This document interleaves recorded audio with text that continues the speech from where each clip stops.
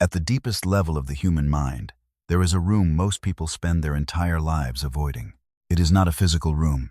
It has no visible walls, no windows, no furniture.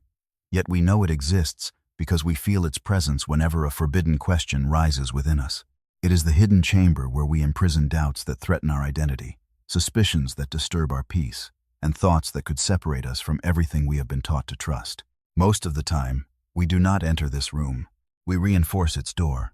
We surround ourselves with familiar voices. We repeat inherited prayers. We return to ancient rituals. We seek the reassurance of people who believe what we believe. We call this faith, loyalty, or tradition. Sometimes it is all three, but sometimes it is also fear. The fear that one honest question might loosen the foundation beneath an entire life.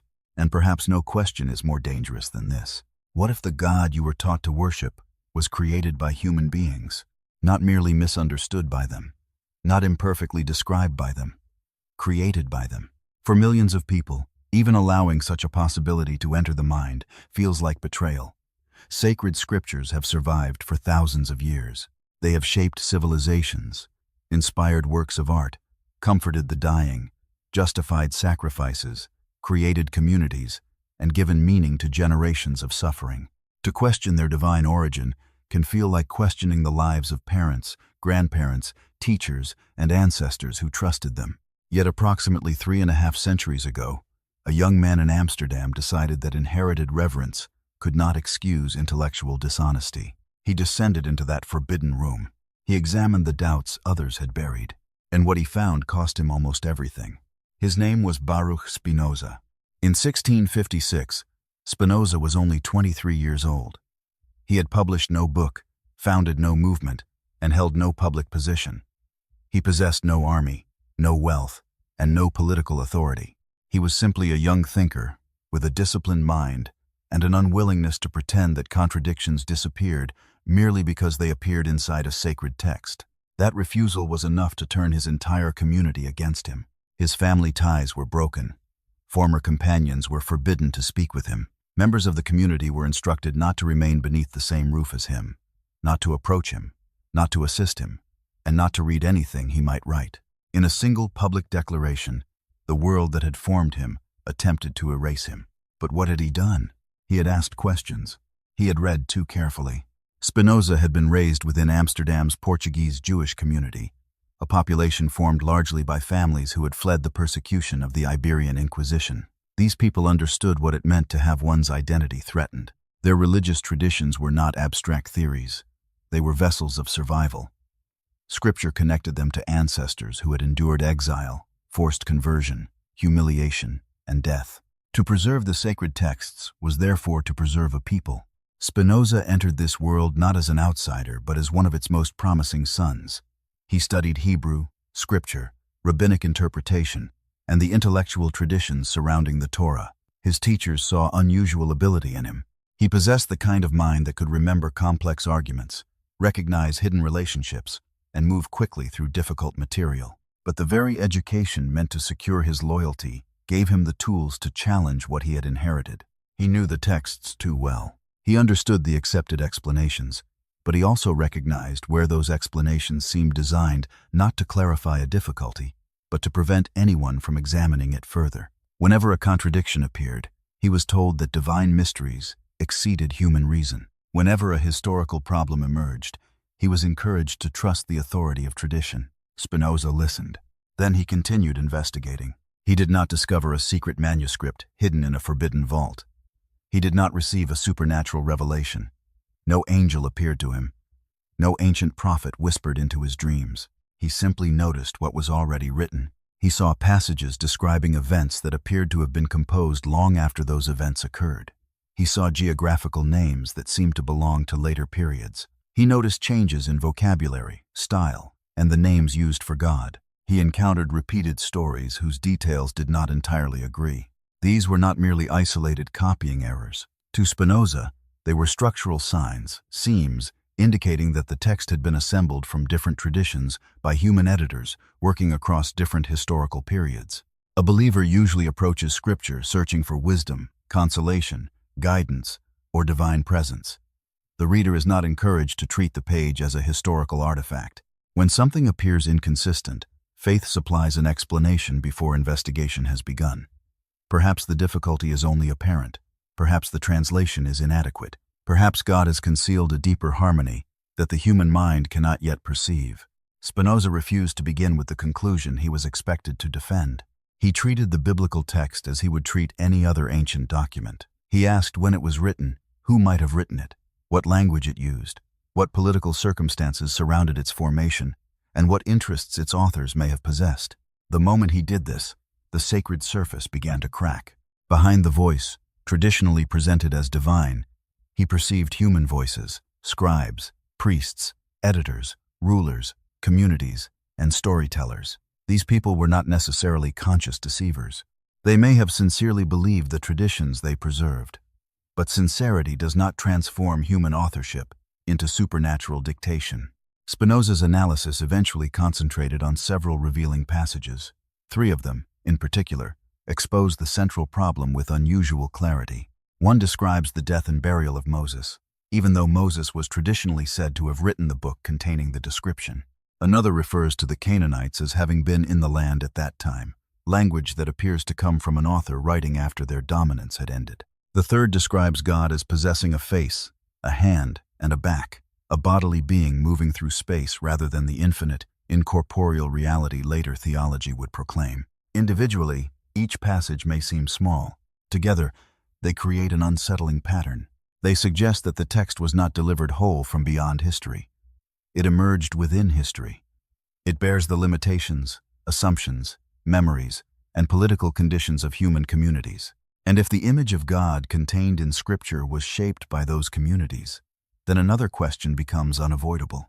Are human beings made in the image of God, or did human beings construct God in their own image? This was the question that made Spinoza dangerous.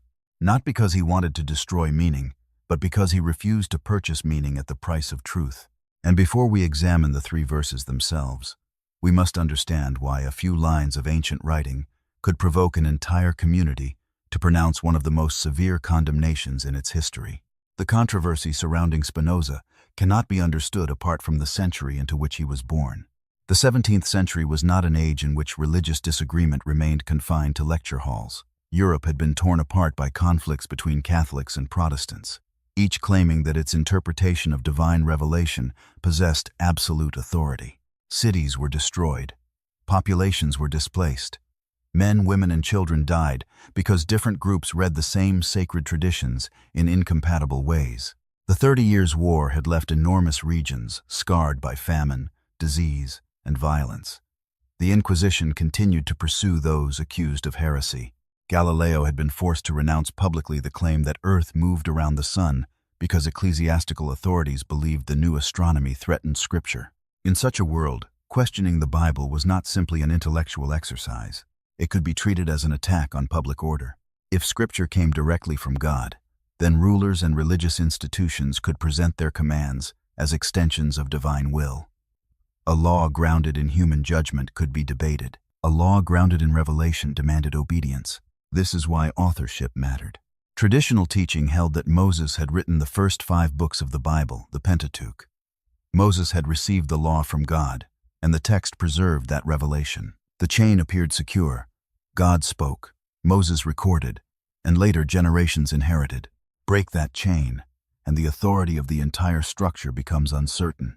If Moses did not write the books attributed to him, who did? If anonymous authors composed them centuries later, what were their motives? If editors joined separate traditions, how much of the final work represented historical memory, political reconstruction, theological imagination, or institutional interest? These were not harmless questions. They threatened to transform commandments into human legislation, prophetic history into national mythology, and divine authority into the authority of those who claimed to interpret divine words. At the same time, another intellectual movement was beginning to change Europe. René Descartes had argued that inherited claims should be subjected to methodical doubt. Francis Bacon emphasized observation and investigation rather than passive repetition of ancient authorities. New scientific discoveries revealed a universe that did not always conform to traditional cosmology. The Dutch Republic offered an unusual environment in which these ideas could circulate. It was not free from censorship or religious pressure, but compared with much of Europe, it allowed greater intellectual exchange. Printers produced controversial books. Merchants carried texts across borders. Refugees brought languages, traditions, and questions from many regions. Spinoza stood at the intersection of two worlds. From his religious education, he received intimate knowledge of Scripture and its interpretive traditions. From the wider Dutch intellectual environment, he encountered philosophical methods that refused to protect a claim merely because it was ancient. This combination made him uniquely threatening. An outsider criticizing the Torah could be dismissed as ignorant. Spinoza could not be dismissed so easily. He understood the language, the commentaries, and the theological assumptions from within. He did not reject the text before studying it. His rejection of traditional authorship emerged from the study itself. The crisis intensified as his conclusions became known. Accounts surrounding this period contain details that remain debated or difficult to confirm completely. But the central reality is clear. The leaders of the Amsterdam Jewish community regarded Spinoza's views as profoundly dangerous. Attempts were reportedly made to persuade him to remain outwardly compliant.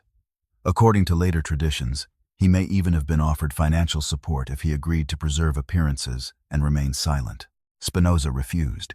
There is also a long repeated account of an attempted knife attack in which the blade struck his coat rather than his body. Whether every element of the story can be established with certainty, it became a powerful symbol of the risks associated with his independence. Then came the decisive act.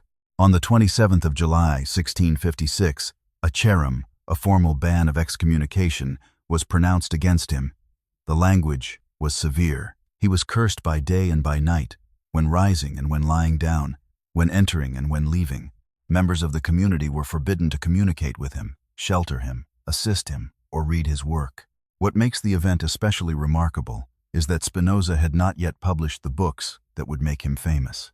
He was condemned for ideas still circulating through conversations and reports. The authorities were not responding merely to what he had written. They were responding to the possibility of what his method could release. A conclusion can sometimes be contained. A method is more difficult to control. If ordinary readers learned to examine Scripture historically, they might no longer require priests or rabbis to determine what the text meant. They might discover that many interpretations presented as eternal truths were shaped by political circumstances. They might distinguish moral wisdom from institutional command. The threat, therefore, was not simply that Spinoza denied a doctrine. The threat was that he taught the mind how to become independent. Religious power often survives by establishing boundaries around permissible thought. Questions are allowed, provided they remain within conclusions already approved. Doubt may be tolerated as a temporary weakness, but not as a legitimate instrument of discovery. Spinoza crossed that boundary. For him, understanding was not rebellion against God. If reality was divine, then truth could not be threatened by honest examination. A belief that collapsed under reason did not deserve protection merely because it provided comfort. This conviction would later shape his philosophy of freedom. Human beings, he argued, are often controlled by emotions and causes they do not understand. They imagine themselves free because they are conscious of their desires, yet remain ignorant of what produced those desires. The same principle applies to belief. A person may believe that they freely accept a doctrine, but how much of that acceptance comes from childhood conditioning, fear of punishment, desire for family approval, or dependence on a community? How much of your worldview did you choose after investigation? How much did you absorb before you were old enough to question it? Spinoza's own life forced these questions into the open. He was required to decide whether belonging mattered more than honesty. The cost of honesty was enormous. Excommunication did not merely remove him from a place of worship. It severed social relationships, family expectations, economic connections, and an identity inherited from birth. He lost a world, but he gained the freedom to examine all worlds. After the ban, he lived quietly, earning part of his income through the precise craft of grinding and polishing lenses. The occupation was almost symbolic. By day, he shaped glass so others could see distant or microscopic realities more clearly. By night, he shaped arguments intended to correct the distortions through which people interpreted God, nature, and themselves. A lens does not create the reality it reveals. It removes confusion between the observer and what is observed. Spinoza attempted to do the same with Scripture, and the first lens he turned upon the Pentateuch brought him to the final chapter of Deuteronomy, where tradition encountered a difficulty so simple that generations had learned not to see it. The first passage appears in Deuteronomy 34 to 5:6. It tells us that Moses, the servant of the Lord, died in the land of Moab. It then describes his burial in a valley and adds that no one knows the location of his grave to this day. At first glance, the passage seems solemn rather than revolutionary. It closes the life of the central lawgiver of Israel. Moses has led his people out of Egypt, received the commandments, endured rebellion, and approached the promised land without entering it. His death completes an epic narrative, but Spinoza asks the question reverence often prevents. Who is speaking? If Moses wrote Deuteronomy, how did he narrate his own death? How did he describe what happened to his body after he died? And how could he observe that the place of his grave remained unknown to this day? The first difficulty might be answered through prophecy. A defender of Mosaic authorship could argue that God revealed Moses' death to him in advance. Moses may have recorded the future as though it had already occurred, but the phrase "to this day" introduces a more serious problem. This expression does not merely report an event, it establishes temporal distance between the event and the writer. When an author says that a custom, monument, name, or mystery remains unchanged to this day, the author is looking backward from a later moment. The phrase suggests that time has passed, possibly generations. The burial site has not simply become unknown at the moment of burial. It has remained unknown through an interval significant enough for the writer to comment upon its continued disappearance. Imagine writing an account of something that happened this morning and adding that no one knows the answer to this day. The wording would sound strange because insufficient time has passed. The expression becomes natural only when the narrator inhabits a later historical horizon. Spinoza therefore concluded that the passage was written after Moses' death by someone looking back upon it. Traditional interpreters had another response. Perhaps Joshua, or another later figure, added only these concluding verses. Moses could still have written the rest of the Pentateuch. This answer appears reasonable until one notices what it concedes. Once we admit that a later hand entered the text, we must ask how much that hand contributed. Why assume the addition consists of only a few verses? What evidence marks the exact boundary between the original and the supplement? A conclusion designed only to protect a doctrine is not the same as a conclusion produced by evidence. If we decide in advance that Moses must have written almost everything, then every contrary detail will be reduced to an exception. One passage becomes a later note, another becomes a prophetic vision, a third becomes an unexplained mystery. Eventually, the theory survives not because the evidence supports it, but because no evidence is allowed to challenge it. Spinoza rejected that method. He believed a sacred text should be studied according to the same principles used for any historical document. The investigator should examine language, context, internal references, narrative structure, and the probable situation of the author. The text itself, not the institutional need to defend it, must guide the conclusion. From this perspective, Deuteronomy 34 is not merely an inconvenient ending attached to an otherwise unquestioned work. It is an opening through which the entire problem of authorship becomes visible. Once the possibility of later composition is admitted, other features demand attention. Why do some passages speak from the perspective of settled life in the land rather than wilderness migration? Why are locations sometimes described with names associated with later periods? Why are kings, institutions, or conditions mentioned in ways that seem to assume knowledge of subsequent history? Why do certain events appear twice, with different details? Why does vocabulary change? Why does the portrayal of God shift? The significance of the first verse does not lie only in the fact that Moses could not naturally have described his own burial. Its deeper importance is methodological. It grants permission to ask. That permission is what defenders of absolute authority fear most. A single accepted exception can awaken the mind from passive reading. The reader begins to understand that a text may contain layers. A final form may be the result of preservation, revision, compilation, and editing, rather than a single moment of revelation. None of this automatically destroys every moral or spiritual value contained in the Bible. Human authorship does not make a text worthless. Human beings have produced profound literature, philosophy, law, and poetry without divine dictation, but it changes the type of authority the text can legitimately claim. A human document can inspire. It can preserve collective memory. It can express moral insight. It can also contain error, prejudice, exaggeration, and political interest. It must be interpreted.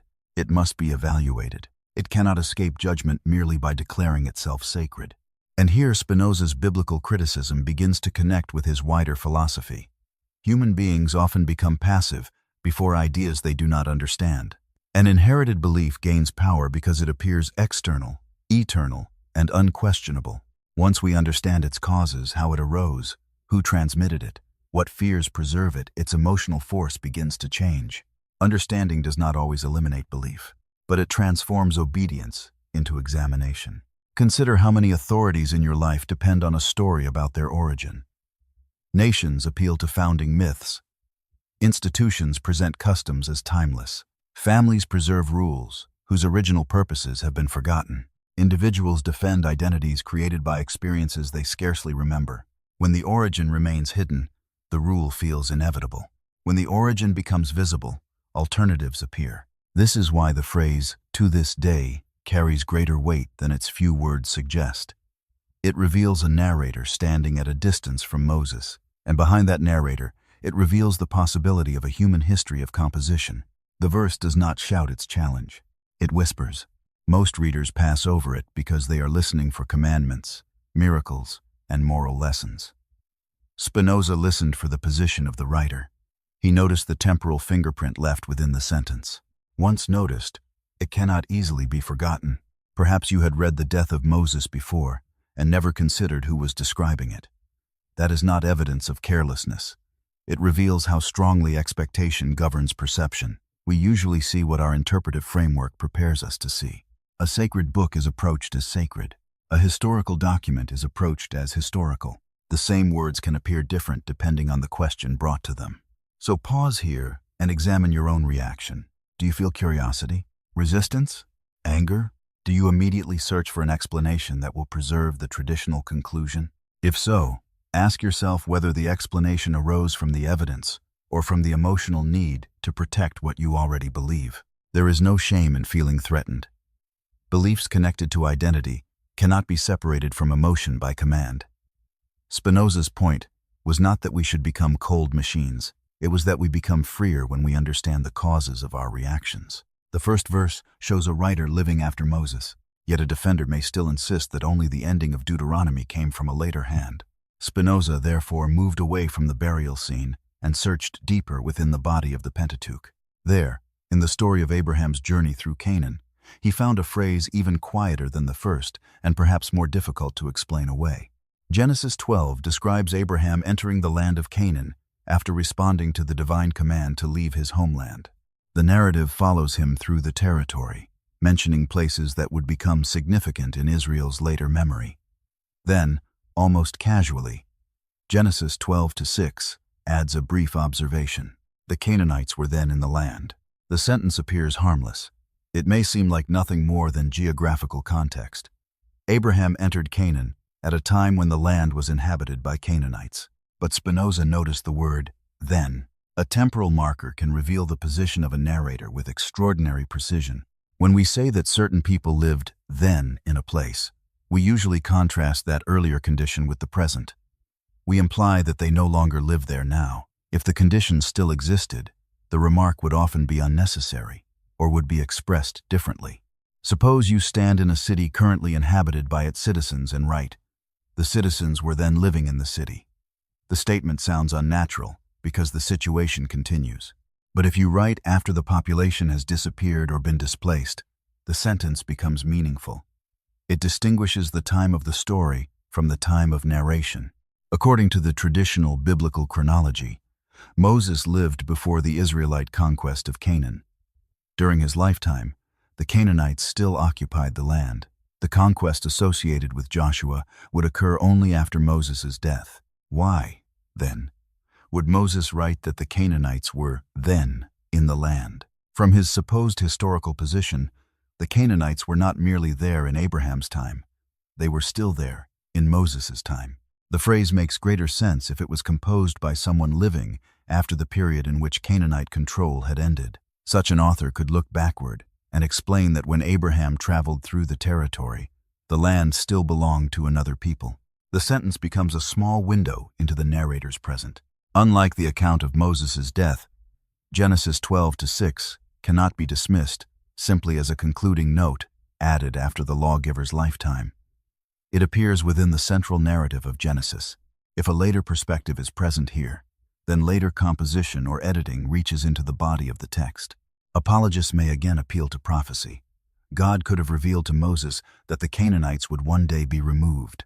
Moses might therefore have described their presence from the perspective of a future he had supernaturally foreseen.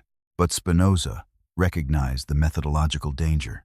If prophecy can explain every anachronism, no evidence can ever count against the traditional conclusion. A geographical name belonging to a later period? Prophecy. A political institution that did not yet exist? Prophecy. A description of the author's own death? Prophecy. A retrospective phrase? Prophecy. At that point, the claim has been insulated from examination. It no longer functions as a historical hypothesis. It has become a protected conviction. This type of reasoning appears far beyond religion. Whenever people are emotionally committed to a conclusion, they often reinterpret contrary evidence as confirmation. A failed prediction becomes a test of faith. A contradiction becomes a profound mystery. The absence of proof becomes evidence that the truth is hidden from ordinary understanding. Such beliefs cannot be disproved because they have been constructed to survive every possible observation. Spinoza regarded this as a form of intellectual bondage. To investigate honestly, we must allow the possibility that our preferred conclusion is false. Without that possibility, reasoning becomes performance. We appear to examine evidence while secretly demanding that the result remain unchanged. Genesis 12-6 suggested to Spinoza that the Pentateuch was written or edited from a later historical standpoint. It belonged to a process in which memories, oral traditions, legal materials, songs, genealogies, and national stories were gathered into a larger narrative. This does not mean the authors acted with cynical intent. Communities preserve their past in order to understand themselves. They arrange events into meaningful patterns. They remember victories, reinterpret defeats, explain territorial claims, justify laws, and give suffering a place within a larger story. The resulting narrative may contain history, legend, theology, political memory, and moral imagination at the same time. The problem begins when this complex human product is declared to have descended directly from an infallible source. Once divine authorship is asserted, human limitations become difficult to acknowledge. Contradictions must be harmonized. Violence must be justified. Ancient prejudices must be defended. Every line acquires authority beyond the circumstances that produced it. Spinoza's method reverses the process. Instead of beginning with divine perfection and forcing every passage to conform, he begins with the text as it exists. He asks what kind of authorship best explains its features. The result is not a single voice speaking from outside history. It is many human voices speaking within history. This plurality can be seen not only in temporal markers but in repeated narratives. Similar events appear more than once with significant differences. The names used for God change. The tone shifts from intimate and bodily to remote and cosmic. Laws reflect different social conditions. The same divine figure behaves in ways that are not always easy to reconcile. Later scholarship would develop elaborate theories about different documentary traditions within the Pentateuch. Spinoza did not possess all the linguistic, archaeological, and historical tools that would become available centuries later. Yet he helped establish the principle that Scripture has a history of composition and should be examined through that history. This principle was revolutionary because it relocated meaning. Under the traditional model, meaning comes downward. God speaks, the prophet receives, and the community obeys. Under historical criticism, meaning emerges through human circumstances. Communities speak, editors preserve, institutions interpret, and later generations assign authority. The difference is enormous. In the first model, questioning the text means questioning God. In the second, questioning the text means examining human beings. And human beings can be mistaken. They can also be insightful, compassionate, poetic, and morally courageous. Recognizing human authorship does not require contempt for the authors. It requires only that we stop granting them immunity from the conditions shared by every other human mind. They lived within a limited horizon. So do we. Their gods reflected their horizon. Perhaps ours do as well. This is where Spinoza's argument becomes more disturbing. The human composition of Scripture is not merely a problem of dates and names. It affects the identity of the central character appearing throughout the text. If different communities wrote at different times, carrying different fears, hopes, and political needs, then the portrait of God may also have developed with them. The second verse reveals the historical position of the narrator. The third reveals the physical form of the deity imagined by that narrator. In Exodus 33, Moses asks to see God's glory. The answer he receives does not describe an incorporeal infinity beyond space. It describes a being with a face, a hand, and a back. Exodus 33 to 23 contains one of the most visually striking encounters between Moses and God. Moses asks to behold the divine glory. God replies that no human being can see his face and survive. Moses is instructed to stand upon a rock. As the divine glory passes, God will place him within a cleft and cover him with his hand. After passing by, God will remove the hand, allowing Moses to see his back, though not his face. Read without later theological assumptions. The scene is remarkably physical. God has a face. God has a hand large enough to conceal Moses. God has a back. God occupies a location beside a rock. God moves from one position to another. God passes before Moses and can be seen, at least partially. This is not the language modern theology typically uses when defining an infinite, omnipresent, incorporeal deity. An infinite being is not located here rather than there. An omnipresent being does not need to pass from one place to another. An incorporeal being has no anatomy. Later, Jewish, Christian, and Islamic theologians developed sophisticated interpretations of passages like this.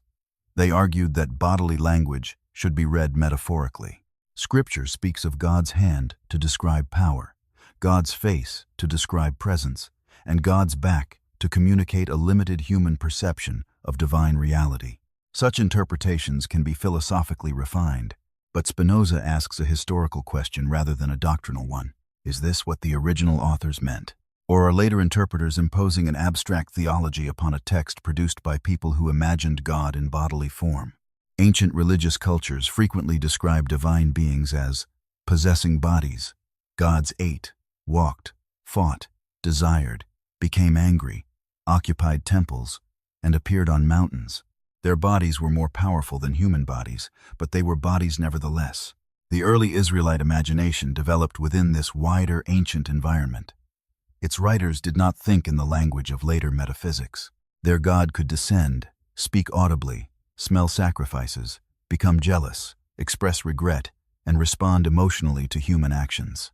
Exodus 33 belongs naturally within this world.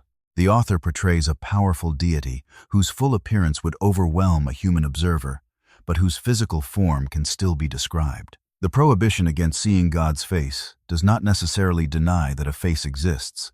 It confirms its terrifying reality within the narrative. Later, theology faced a problem. As conceptions of divinity became more abstract, older bodily descriptions appeared increasingly difficult to defend literally. Philosophers described ultimate reality as eternal, immutable, infinite, and independent of space. A divine being with hands and a back seemed too limited, too human. The ancient language, therefore, had to be reinterpreted. What had once been description became metaphor. What had once been body became symbol. What had once been a local divine presence became a pedagogical accommodation to limited human understanding. Spinoza viewed this transformation with suspicion. To him, it demonstrated not the depth of a single eternal revelation, but the evolution of human ideas about God. The God of the text changed because the people interpreting the text changed. This leads to the central accusation of the entire argument. The biblical God resembles the human communities that imagined him. He becomes angry when disobeyed. He becomes jealous when his people serve other gods. He rewards loyalty and punishes betrayal. He chooses one people over others. He regrets decisions. He can be persuaded to change his response. He behaves like an ancient ruler projected onto the structure of the cosmos. This does not mean the authors knowingly fabricated a character. Projection is rarely conscious. Human beings interpret unknown realities through familiar forms. We understand power by comparing it to kingship. We imagine protection through fatherhood. We represent justice through courts, judgment, reward, and punishment. The concepts available to us shape what we are capable of imagining. A child may picture God as an elderly man in the sky because age suggests wisdom and height suggests superiority. An ancient society organized around kings and tribal conflict may imagine the divine as a heavenly monarch defending a chosen people. Each image reveals as much about the worshipper as it does about the object of worship. Spinoza did not conclude from this that reality itself was empty or meaningless. He did not simply replace religion with cynical atheism. He believed in an infinite, necessary reality he called God or nature. But this God was not a person. It did not possess hands, desires, anger, preferences, plans, or tribal loyalties. It did not stand outside the universe and issue commands. It was the infinite substance of which everything is an expression. The distinction is essential. Spinoza was not arguing merely that one description of God was inaccurate. He was challenging the entire habit of interpreting ultimate reality through human personality. Why do people imagine that the source of existence thinks as they do? Why should the infinite prefer one nation, language, ritual, or set of customs? Why should the structure of nature respond to flattery, sacrifice, or petition? Why should an eternal reality become offended by actions occurring within a tiny species on a small planet? The answer, from Spinoza's perspective, is that human beings interpret every